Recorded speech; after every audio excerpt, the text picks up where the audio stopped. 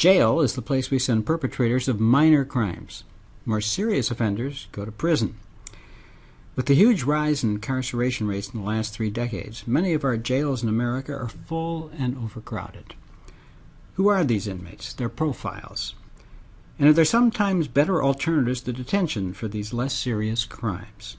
Things like drug courts, vets courts, mental health courts. Welcome to Insights. I'm Dick Goldberg, and joining us today in Madison, Wisconsin is our sheriff, Dane County Sheriff Dave Mahoney. For the past 7 years, among other duties, he's presided over a jail with 970 beds. There, the population in his 7 years has been reduced from over 1,300 to about 800. He serves on over 20 national, state, and local task forces and committees, including one on mental health and the criminal justice system, another on disproportionate minority confinement, and he's the national secretary for major county sheriffs in our country. So he is well versed, and I appreciate very much your being with us, Sheriff Mahoney. Good morning, Dick. Thank you for the invitation to join you this morning to talk about a very, very important issue. Jails and prisons across our country. I can tell you're an impassioned man. I sat next to you at a fundraiser the other day, and I could see your passion on this, so I'm glad to have you come here to talk about it. Can you explain to us how you were instrumental in reducing the population in your jail from 1,300, where you were shipping people out, to now 800, where you can accommodate them all? Absolutely. I've been very fortunate to serve the past 7 years as Dane County Sheriff, but I'm in my 34th year with the Sheriff's Office and have seen an ever-increasing population of inmates in our jail. In 2007, when I took office, in a jail with 970 beds, we had 1,300 inmates under the control of the sheriff, and had shipped well over 300 inmates out of the county to our surrounding counties and housed them there, which removed them from the ability to work, the ability to seek medical care, and for many, because of economic issues, the inability to have family visit. Sure. I brought them back home, implementing a program of diversion that allowed me to put them back in their homes on electronic monitoring bracelets. May I just ask, isn't that unsafe? Absolutely the opposite. Matter of fact, over the past 7 years, we've seen a 97% success rate in the individuals living in their homes on GPS bracelets, not violating the rules or breaking any laws, because they're under 24-hour surveillance, and we can tell within 20 feet of where they're at on this GPS bracelet. Matter of fact, it has been so accurate that we've actually monitored people traveling 70 miles an hour on the interstate. Oh, wow. And then subsequently had a contact with them to indicate that on a date and time we monitored them exceeding the speed limit. And it is that accurate. Wow. And so it has helped us not only to decrease population in the jail, but to get them back into their homes, back into their families, to help address addictions, whether it be alcohol or drugs, and to become role models, we hope, and productive citizens back in our communities. Let's take a snapshot, if you would. So you take over as sheriff, you're looking at these 1,300 inmates, right?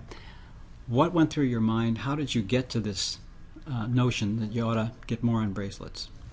Well, one thing that I've learned over 34 years, and it's true across our country, whether it be the East Coast, West Coast, or the Midwest, our jails are filled with two individuals: those that we're afraid of, those that prey on the innocent, they exploit the unknowing, the vulnerable in our community. Those are the individuals jails and prisons are built for. But that's a small minority. How small? How small? Well, we're probably in the 10% percentile, and lower. That's pretty critical. The vast majority. You're saying only 10%, if I may interrupt you here, are really bad actors? It's in that number. Well, 1 out of 10. Yeah, that are truly individuals who need to be locked up and removed from society. The vast majority are in our jails, in our prisons, for minor offenses. Offenses that are committed because they're under the influence of alcohol or drugs, or or family situation, homelessness. We've seen an increase in loss of homes in our community, an increasing homeless population. We're dealing with an issue right now in our city with where do we house as we enter into the winter months? Sure. Those individuals who are on our streets, Mm-hmm. who are not able to get into shelters. And it's an issue that I'm aware, speaking to my fellow sheriffs across the country, is a growing population across our country. What does that got to do with jail? And very often, those individuals in Madison anyway are committing minor offenses in an effort to survive, and as such enter our jail to go through the criminal justice system for retail theft of food, breaking a storefront window. Many who are under care of our mental health facilities, who are off their medications, who enter the jail, because of our good psychiatric and medical care that we provide, get back on their medication regimen, the charges are dismissed, and they're back into our community. We hope under the care of their caseworkers. But often they fall back into the revolving door and back into the criminal justice system. Two questions. Which really exploits the situation that they're sure. in. Do any of these people actually break a law in order to get in jail somewhere warm? We have seen cases where an individual can't get housing and needs a place to stay and may commit a crime, stand by for the police to arrive so that they can be booked into the jail, knowing that they're going to have a bed and a meal.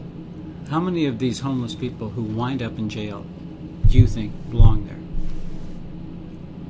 The vast majority need to be programmed to address why they're there in the first place. We have seen since 2008 to 2012 in our community alone a 315% increase in acute medical conditions and or the vast majority mental illness.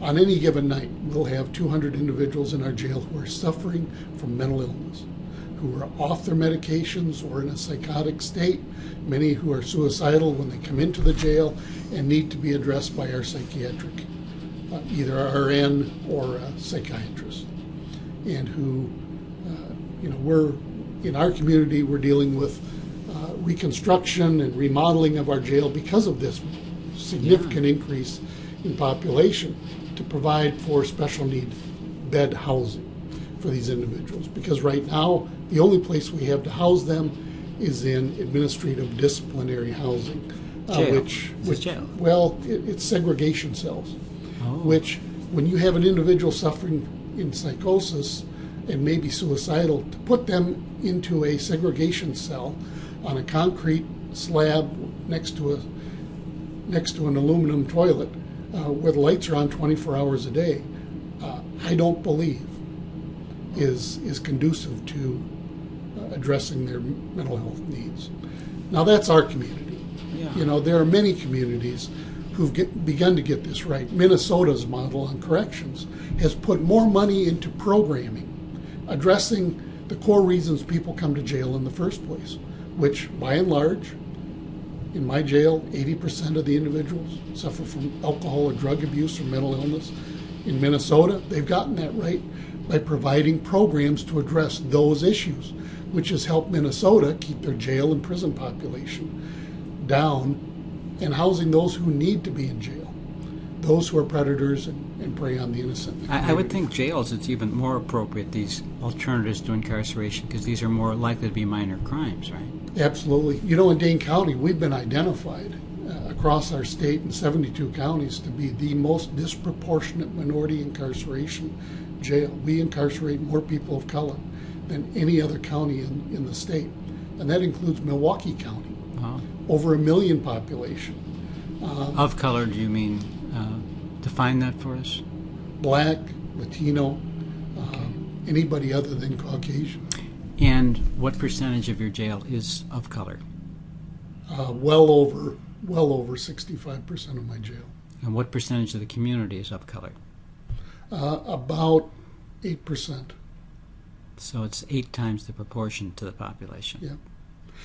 And we put together a task force to begin addressing that. Matter of fact, our district attorney, Ishmael Ozan, is leading a task force to address community courts, to address those young people, 17 to 24 years of age, who commit minor nonviolent offenses, and prevent them from entering the criminal justice system in the first place. Because once an individual is tagged with a criminal record, and this is not only Wisconsin, but it's across the country, it impacts their ability to get housing. If they're a student, their ability to get an education, Sure. To get a job.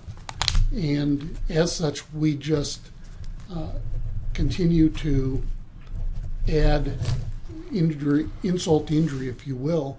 And as we stack the odds against these individuals, they're forced back into a lifestyle that may be the pipeline between jail and prison. You don't sound like a sheriff. You Well, sound kind of like a social worker. I mean that in a positive way. I'm a social well, I've worker. been accused of that before, but it's a tag that Wow. we're proud, because I believe that we should be providing a jail and a prisons. We have multiple in the state, multiple across the country, for those that we're afraid of, those who really are, the enemy to civilization, who challenge our rights to be safe in our communities. But that's a small number. The vast majority of people who are incarcerated are there because of alcohol and drug-related issues, whether it be distribution of drugs as a means to make money, whether it be committing minor offenses. I don't want to say that drunk driving is a minor offense, but it's a disease.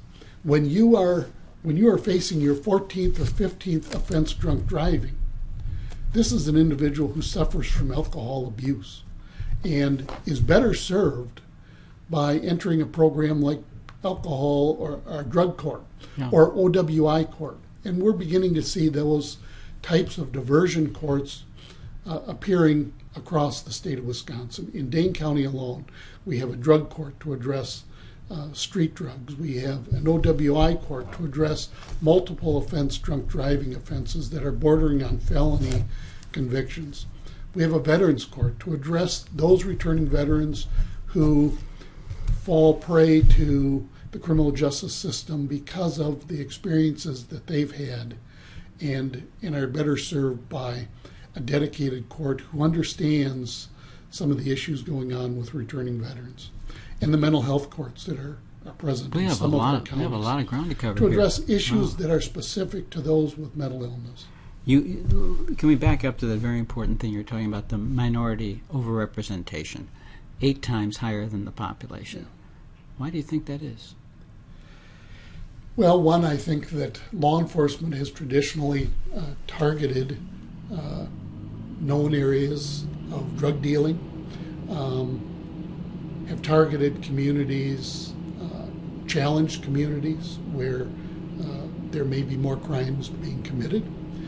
And instead of putting monies into addressing those communities, into addressing jobs and education, we're putting our money into enforcement.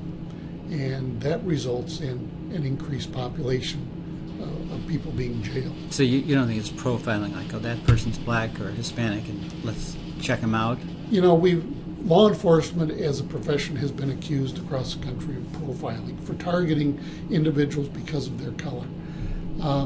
In Wisconsin, we began a project of all law enforcement agencies tracking their arrests.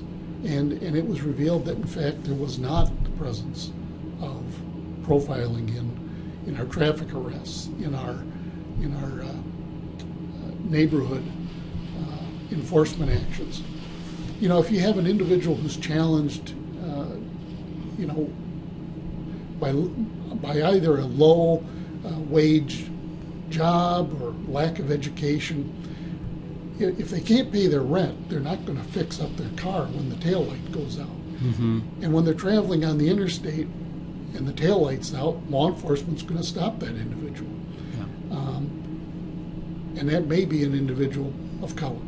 And I know that that's an issue that we're trying to address in our own county, and I look forward to being part of that project. Let's go back to bracelets and then to alternatives to incarceration. Take a look at these one by one. So how do you figure out who does belong on bracelets? Was that your decision, or you have to go to a judge to get that done when you took over? No, actually, when this program was sprung in the early stages of 2007, there wasn't a great deal of support because there was a perception that we were putting criminals back into the community and that crime would rise and victims would be exploited. I went to the victim advocate groups. I went to domestic abuse intervention services. I went to the Coalition Against Sexual Assault. I went to MAD, Mothers Against Drunk Drivers. And I asked them, I want to put together a program. You help me create a criteria on which to identify individuals and how I can maintain safety in the community. And they worked with our staff. And our staff put together a criteria and evaluation process, which has now resulted in well over 3,000 individuals not spending their sentence in jail, but spending it at home, working, going to school, and serving as an example that there's consequences to your actions to others in the household. When somebody goes on the program, everybody that lives in the home with the sentenced individual is under the same rules. They have to wear bracelets. No, they don't have to wear a bracelet, but I'll give you an example. Once somebody is placed on the program and the bracelet's placed on their ankle, if they're there for an alcohol offense, there's also an alcohol monitor placed into the home that's based on facial recognition to make sure that nobody other than the defendant can blow into the machine to give a breath sample. And we've had no problems, no violations. They have to do this daily or several times a day? It could be several times a day. It's all determined by... And long distance, you can tell. You don't have to go to their house. It comes to it comes to us via computer. Wow. And so we go into the home, and the individual signs a contract, as does everybody who lives in the residence, that all alcohol is removed from the home, all other items of contraband, all firearms, all weapons are removed from the home, and everybody has to live under the same rules. So if the son is living at home with his parents for a drunk driving arrest, dad can't have a beer during an NFL football game. And, if they're deer hunters, they can't have their guns in the home. That's the rules. And it's resulted in a 97% success rate and has begun to address recidivism in some of our minor offenses. So I think the evidence is there that it's working. The community is fully supportive of this program now. Some of our judiciary are coming around to support it and seeing it as punishment. It was, in the early stages, it wasn't viewed as punishment. It is cheaper too, isn't it? Well, they pay us to be on the program. Okay. So the cost of the program is reimbursed to the county. They're out working. They're out working. Most are out working. Yeah. We also have implemented a indigency program for those that would qualify, but because of economic situations may not be able to pay their daily fee. We have a step up, step down process, and then some are also on the program at no cost because of the fact that they meet the state. And I take it those who are ruled out from this program are the bad apples you talked about earlier. Right. The people with their safety to the community. If we had individuals who were predators on this program, we wouldn't have a 97% success rate.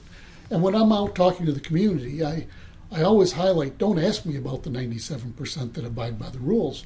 Ask me about the 3% that don't. And not one of them has committed a major crime. Most of those 3% are back in jail because they violated a rule. During a home check, we found alcohol. During a home check, we found controlled substances. Or during a routine check of the alcohol monitor, we find that they had alcohol in their system. Those are the violations. How many do you have on bracelets right now? Today, 155. Okay. So your prison population's come down in part because of the bracelets. Why else has it come down? Because we've begun looking at other alternative programs like OWI Court, which addresses individuals in their third offense of drunk driving or greater, where during a breath test they tested 0.2 or greater. Those individuals are monitored specifically by one court rather than shifting them around from judge to judge. In our case, 17 different judges, and forming some uniformity to sentences, and also consistently monitoring those individuals who are violating. I'm glad you're bringing this up, because I have read in the paper about this person having their sixth offense pulled over, and I get mad. I think, why aren't they locked up? Why are they letting them out after 5 drunk driving offenses, putting us all at risk of getting killed by their drunk driving?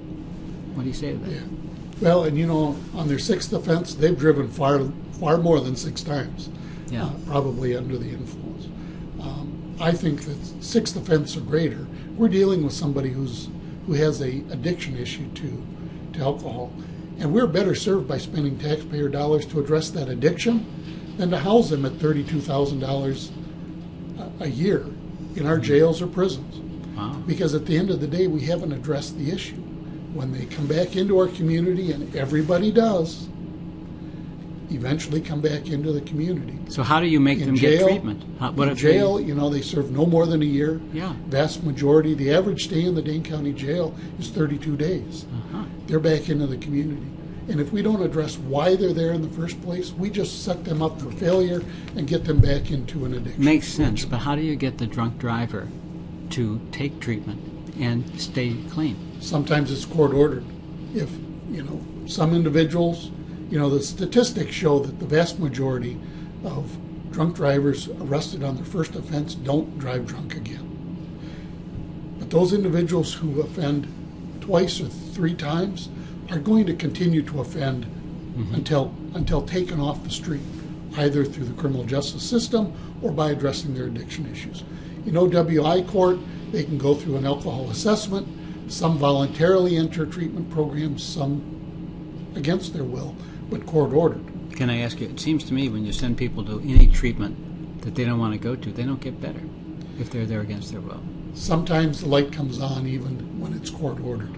For those individuals who don't seek out treatment or don't follow the regimen or don't come out understanding that there's a problem, will continue to offend, and those individuals will eventually, in Wisconsin, 4th offense is a felony, are going to go to prison. Okay. The other programs you brought up, a drug court, a mental health court, can you tell us how those work? Well, in drug court, again, it's a dedicated court that can monitor these individuals closer than when they were bouncing from court to court. Okay. There can be court-ordered treatment programs, court-ordered restrictions in an effort to change that behavior. What percentage of people in your jail, when you took over, have problems with drugs or alcohol? 80%. 80%? 80%. Okay, 80% of the population wow. suffers from alcohol or drugs. And let's say you could snap your fingers and they're all clean. What would be the recidivism rate if you just let them out of jail, they went through a program clean and they stay clean? I'm not an addiction specialist. We would, of course, have some level of recidivism because we're dealing with an addiction issue. And we all know that, individuals addicted to drugs, whether it be, stimulants or heroin, opiate-related offenses, or alcohol, some number are going to fall back. Sure. But I'm just saying if they stay clean, is that the core issue why they're breaking the law? Because they're addicted and they're... Yeah, if we address the addiction, a lot of those behaviors change, and they're not they're not burdened by the criminal justice system. So if you can address the drug and alcohol issue, help them stay clean, they're a lot less likely to commit other crimes. Correct. Okay. There are other issues that fall into that. Housing. We need to work on providing housing to individuals in our communities. Because if you don't have a safe place or a place at all to live, human nature is you're going to do something to obtain housing. Yeah. The same with education and jobs. If you don't have a basic high school education, it's difficult to get a job that pays the bills. If we can address and provide more resources for education, we work with our technical colleges to provide a program within our jail, as well as providing job training and job service for individuals. If you have an education, you have a good job. We've seen this with individuals in the criminal justice system. They're less likely to reoffend and fall back into a criminal background, particularly if you can address some addiction issues that they might have. I would think this would be very challenging for you because it's cross-discipline. I mean, it's not just running your jail, not even just the courts, it's the whole society you're talking about. Well, my charge as an elected sheriff is public safety. And I believe that addressing the core reasons people come into the criminal justice system is public safety. If we can address addiction issues, our community is safer. If people aren't getting behind the wheel under the influence of alcohol, our streets, our highways, our interstates are safer. If people aren't addicted to drugs, they're not likely to go out and commit a theft or a robbery or any number of minor nonviolent offenses. Let's talk about the economics of these programs. If someone, instead of being in jail, goes to a drug court and they say what you need is treatment and the person is willing to get treatment, what's the cost of that comparing to incarceration? Well, treatment isn't free. There is a cost to it. And unfortunately, or fortunately, if you have an HMO, if you have a medical program that will help pay for those programs, great. Then you stand in line and wait for one of those programs to open. Availability is a bigger problem than cost. If you're already challenged economically, you don't have health insurance. It is very difficult to get into a treatment program unless it's sponsored by, a governmental body. Well, don't the drug courts have the funds to put someone into a treatment program if they're into some? Dane County does run a treatment program, but it's full all the time. So there's a waiting list. There's a waiting list. Well, what do you do with an offender? They're in front of the court. They stuck someone up on the street or something, or they asked them for money or demanded money and decided it's a 90-day first whatever. Person's on drugs. There's no treatment available. You think the issue is drugs, but there's nothing available. Do you send them to jail because of that? Yeah, they'll sit in jail. Maybe they qualify to go out on electronic monitoring, but they wait. They wait until a program opens. And sometimes their sentence expires before they get treatment.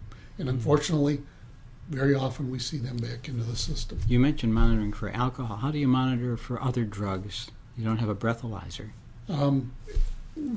If they're in the electronic monitoring program, we have staff that run that program around the clock. And they'll knock on the door and random checks. get a random check, whether it be blood or urine. Mental health, we haven't discussed that.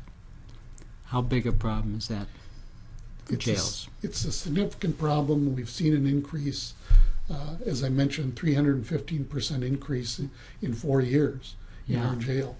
On average, 200 people a day in my jail who are suffering from some level of mental illness. Okay. And you mentioned there's a mental health court. Here, is there one in Dane County? There is not one in Dane County. If there were, how would it work? Again, it would provide a dedicated judge and services for an individual who commits crimes with a mental illness. And so through monitoring, through dedicating a caseworker who can monitor this individual to make sure that they are on their drugs, on their medication regimen, they're checking in, there's going to be better success. Do you always have the club of jail behind this so the person absolutely walks the straight You line? don't abide by the sanctions, by the rules, you can always house somebody in jail. Now you have how many inmates right now? Today about 812. How many of those do you think should not be in jail but in some alternative treatment? Several hundred. Really? Isn't that hard on you? Well, it's hard on us from the standpoint that we're dedicating hard-earned tax dollars to house people in jail who I know just from experience, a certain number could be removed from the criminal justice system if we provided treatment. But eventually will return to the system because they never received the services, the programs that could have addressed why they were there in the first place. I'm wondering, I'm sounding like Oprah, but I would think that would be personally frustrating for you to observe. It's what's helped me in the migration to where I'm at today. 34 years ago as a 20-year-old police officer, I was all about, driving fast and making arrests. Mm-hmm. But I've seen generations and generations of families in my community who continue to come back to jail. One of the eye-opening experiences to me was several years ago. As I do every Christmas, I come into jail to meet with my staff and to walk through the jail, because I can't think of a more difficult time to be in jail and removed from family than at Christmas time. And as I walked through the jail, I met with a woman who I've known for years, who related to me that not only is she in jail, her husband and her children are in jail. Jails and prisons are not supposed to be the places we gather for reunions at holidays. Right. And that to me, was an eye-opening experience that said we really need to, as a community, as a society, need to look at who we're incarcerating, why we're incarcerating them, and can we do it better? Well, aren't we incarcerating them because they commit a crime? Everybody in jail or prison has committed a crime, but we need to look at why those crimes are being committed. Mm-hmm. Yeah. So if you could change things, you had the ability, a magic wand, whatever you want to call it, how would it all change for the best? Well, if I had the ability to control all the monies for a day, I'd put them into programming and addressing alcohol and drug and mental health. In the end, would that be more expensive or less expensive for the community? In the end, it would be less expensive, I believe, because we wouldn't have that revolving door of continually housing people in jails and prisons. It would obviously be more expensive in the beginning, but in the long run, we would see a decrease in incarceration levels. I haven't looked at the progression that Minnesota implemented in their jail and prisons. Mm-hmm. I know today that they house far less than we do in Wisconsin, and they provide far more programming to individuals in communities than we do. And that to me is evidence that programming and addressing why people are there in the first place, the underlying issues that people commit crimes, is better served than to house people in jails and prisons. Well, David Mahoney, I thank you very much for sharing all this with us. It's really something to see the sheriff, the passion you have for social issues and social justice. And I hope you'll join us on the next edition of Insights.